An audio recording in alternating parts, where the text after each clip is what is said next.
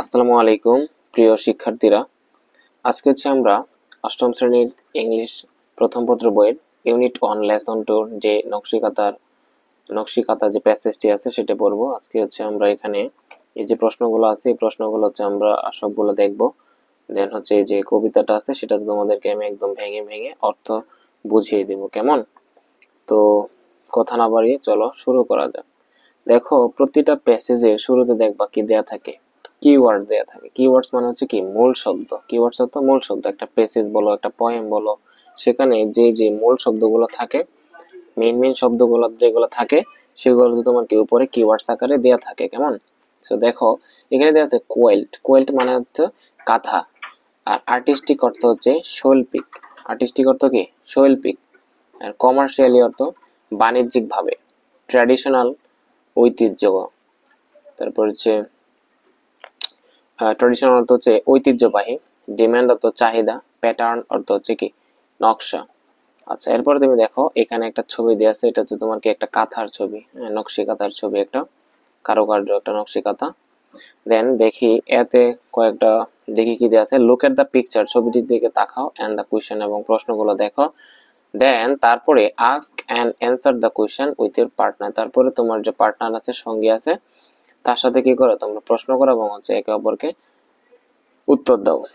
দেখি এক নাম্বার দেয়া আছে, what do you see in this picture, তুমি এই ছবিটির মাঝে কি দেখতে পাও? দেখো তো আমরা এই ছবিটার মধ্যে কি দেখতে পাই? এটা কি একটা নকশি কাঁথার ছবি না? হ্যাঁ, আমাদের ময়মনসিংহ ভাষায় এটাকে বলে তোমার খেতা বলে, হ্যাঁ, আর বইয়ের ভাষায় এটা নকশি কাঁথা, কেমন?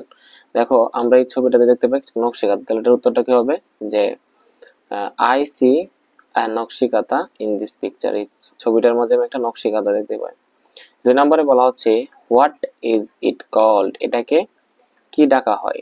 কি ডাকি আমরা? কি এটাকে নকশি কাঁথা ডাকি, দিলে আমরা বলবো ইট ইজ কল্ড নকশি কাঁথা।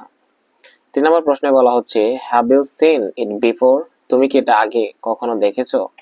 যদি দেখে থাকো হোয়ার, কোথায় দেখেছো? বলো। আমি বললাম যে yes I have seen it before, আমি এটা আগে দেখেছি। হোয়ার, কোথায় দেখেছি? I have seen it in my house, এটা আমার বাড়িতে। প্রত্যেকের বাড়িতে কিন্তু কি থাকে? একটা করে কাঁথা থাকে, হ্যাঁ। তো তুমি বললা যে I have seen it in my house, আমি আমার বাড়িতে এটা দেখেছি। 4 নম্বরে বলা হচ্ছে what do we do with it, এটা দিয়ে আমরা কি করি? যে নকশি কাঁথা দিয়ে আমরা কি করি বলতো? এটা কি আমরা শীত থেকে বাঁচার জন্য, শীত থেকে আমাদের নিজেদেরকে রক্ষা করার জন্য এটা ব্যবহার করি না? তাহলে উত্তরটা কি হবে? We use it for protecting ourself from the cold, আমরা এটা ব্যবহার করি কি ঠান্ডা থেকে নিজেদেরকে রক্ষা করার জন্য। আচ্ছা, এরপরে দেখো দেয়া আছে বিতে, excerpt from the field of the embroidered quilt by Jasimuddin, যে নকশি কাঁথার মাঠ যে উপন্যাসটা আছে, সেই উপন্যাসটার কয়েকটা তোমার লাইন এখানে কাব্য আকারে, কবিতা আকারে দেয়া আছে, ঠিক আছে? সো এটা আমি একদম ভেঙে ভেঙে বুঝিয়ে দিব, কেমন? সো এটা শুরু করার আগে তোমাকে জানতে হবে যে নকশি কাঁথার মাঠ যে উপন্যাস আছে, সেই উপন্যাসে তোমাকে মূল ভাবটা তোমাকে বলে দিই, মেন কাহিনীটা তোমাকে বলে দিই, তাহলে তোমার এই কাব্যটা যে আছে বা কয়েকটা লাইন, সেটা তোমার বুঝতে তোমার জন্য সহজ হবে, কেমন? আচ্ছা, উপন্যাসটাতে দেখা যায় যে দুজন মেইন চরিত্র ছিল, একটা ছিল রূপাই আর একটা হচ্ছে কি সাজু। রূপাই ছিল নায়ক আর সাজু ছিল নায়িকা। সো রূপাই থাকতো একটা গ্রামে, সাজু থাকতো আর একটা গ্রামে। সো কোনো কারণে তাদের মাঝে কি হয়, একটা প্রণয়ের সূত্র দেখা যায়, তাদের মধ্যে প্রেমের যে একটা ভাব সেটা চলতে থাকে। সো এক পর্যায়ে তাদের মাঝে বিবাহ বন্ধন, তারা দুজন বিবাহ বন্ধনে আবদ্ধ হয়, কেমন? সো বিয়ার পরে তারা সুখে শান্তিতে জীবনযাপন করতে থাকে। একদিন দুপুরবেলা হঠাৎ করে একটা নিউজ আসলো যে রূপাইকে এসে বলতেছে ঘরে যে আপনাদের যে পাকা ধানের যে ক্ষেত আছে, সেই ক্ষেত থেকে, জমি থেকে কি করতেছে মানুষ ধান নিয়ে যাচ্ছে, পাকা ধানের জমি থেকে। সো এটা শোনার পরে স্বাভাবিকভাবে রূপাইয়ের মাথা গরম হয়ে যায় এবং সে তৎক্ষণাৎ ঘর থেকে বের হয়ে যায় এবং তার যে ধানের জমিতে যে মানুষ, অন্য মানুষেরা ধান নিয়ে যাচ্ছে, সেটাকে প্রতিহত করতে সে চলে যায় এবং তার বাড়ির যে আরো লোকজন আছে সবাই মিলে লাঠি সোঁটা নিয়ে চলে যায় জমিতে। জমিতে যাওয়ার পরে সে দেখে যে ওইখানে তো এই কাজ চলতেছে। তো তাদেরকে প্রতিহত করার জন্য তাদের সাথে এক পর্যায়ে মারামারি শুরু হয়ে যায়। তো মারামারি করতে যে ওইখানে অনেকে আহত হয়ে যায়, অনেকে মারাও যায়। তো মারা গেলে সে সাজু রূপাই এবং হচ্ছে তার বাড়ির যারা ছিল তার পক্ষে ছিল তারা ভয় পেয়ে যায় যে এখন তো নিহত হয়ে গেছে, এখন তো আমাদেরকে পুলিশে ধরে ফেলবে। তো এটা ভেবে তারা হচ্ছে তারা যে গ্রামে বাস করতো সেই গ্রাম থেকে তারা চলে যায়, অন্য একটা গ্রামান্তর হয়ে যায় আর কি, এক গ্রাম ছেড়ে অন্য গ্রামে চলে যায় বা পালিয়ে যায় পুলিশের হাত থেকে রক্ষা পাওয়ার জন্য। সো রূপাই এই যে বাড়ি থেকে বের হয়, পালিয়ে যায়, এই যে যায়, এরপরে সে আর কোনোদিন আসে না। সো সাজু উপর দিকে তার যে স্ত্রী সাজু, এই গল্পের নায়িকা, সে দিনের পর দিন রাতের পর রাত অপেক্ষা করে রূপাইয়ের অপেক্ষায় যে কবে রূপাই আসবে, কবে রূপাই আসবে, কিন্তু রূপাই আর আসে না। ঠিক আছে।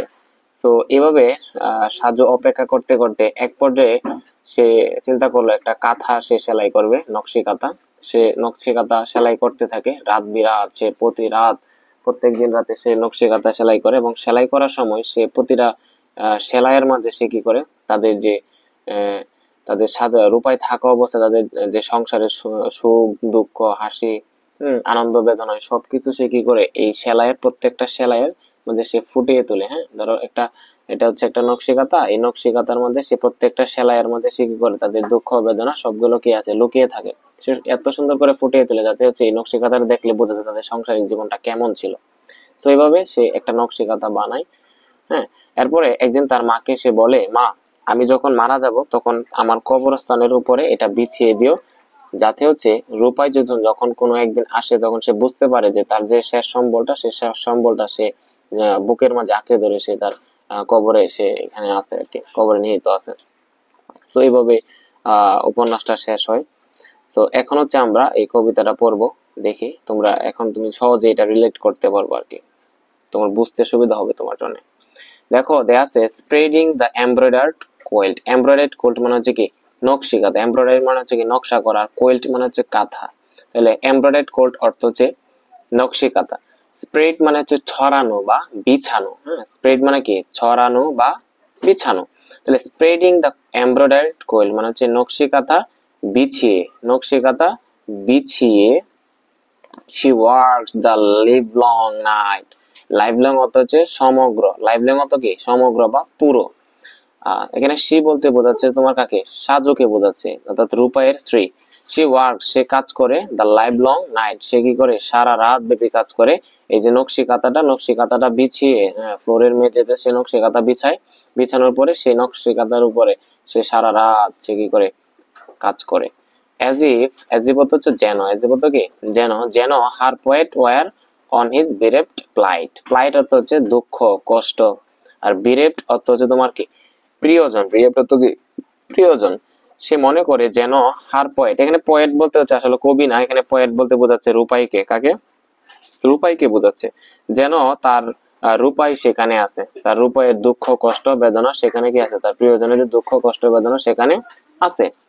Many a joy and many a sorrow is written, many a sorrow is written on her breast. sorrow শব্দের অর্থ হচ্ছে তোমার দুঃখ কষ্ট যন্ত্রণা, আর জয় অর্থ তো জানোই সবাই আনন্দ। তাহলে many a joy many a sorrow is written on her breast, breast হলো তোমার বুক, breast তো কি বুক। তাহলে অনেক আনন্দ অনেক দুঃখ এই সব কিছু কি আছে তার বুকের মধ্যে কি আছে লেখা আছে। তোমার যে সাধু যে আছে রূপাই স্ত্রী, তার বুকের মধ্যে কি আছে অনেক দুঃখ কষ্ট এই সবগুলো কি আছে লেখা আছে রচিত আছে। আচ্ছা, এরপর দেখো the story of Rupai, the story of Rupai's life is their line by line expressed. যে রূপাইয়ের জীবন সেখানে কি ছিল, সেখানে রূপাইয়ের গল্পটা সেখানে ছিল লাইন বাই লাইন এক্সপ্রেস। যে তোমার ধরো এটা হচ্ছে ধরো নকশি কাঁথা ধরো এখানে সেলাই দিছে, এখানে সেলাই দিছে, এক একটা লাইন, প্রত্যেকটা লাইনের মধ্যে কার জীবনের কাহিনী কি এখানে রচিত ছিল, রূপাইয়ের জীবন রূপাই থাকা অবস্থার মধ্যে দুঃখ কষ্ট আনন্দ বেদনা ছিল। প্রত্যেকটা মুহূর্তের ছবি তুমি তুমি এখানে কোথায় দেখতে পাবে, প্রত্যেকটা লাইন বাই লাইন সেখানে কি আছে এক্সপ্রেস আছে, রচিত আছে, প্রকাশিত আছে। রূপাইয়ের যে দুঃখ কষ্টের মোমেন্টটা এখানে বর্ণিত আছে। এরপরে দেখো how will he bear the pain mother.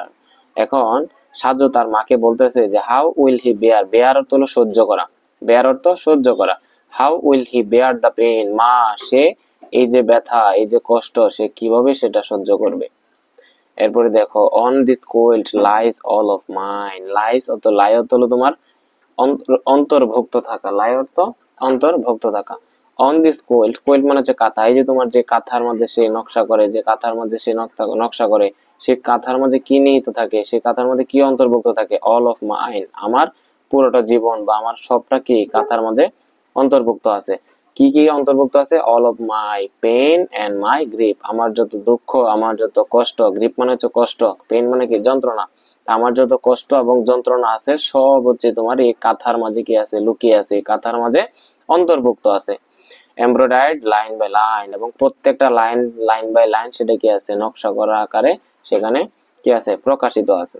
So লে it on my grave mother, তার মাকে সাজু বলতেছে যে মা, লে মানে হচ্ছে স্থাপন করা, লে মানে কি স্থাপন করা, লে অর্থ হচ্ছে স্থাপন করা। সো লে it on my grave, grave মানে হচ্ছে কবরস্থান, গ্রেভ অর্থ কবরস্থান। ধরো এটা হচ্ছে সাজুর কবরস্থান, হ্যাঁ, এটা হচ্ছে সাজুর কবরস্থান। এই কবরস্থানের মধ্যে বলতেছে যে কবরস্থান যখন আমাকে যখন কবর দিবা, তখন এই যে নকশি কাঁথাটা, তখন আমার এই নকশি কাঁথাটা এই কবরের মাঝে, কবরের উপরে বিছিয়ে দিবা।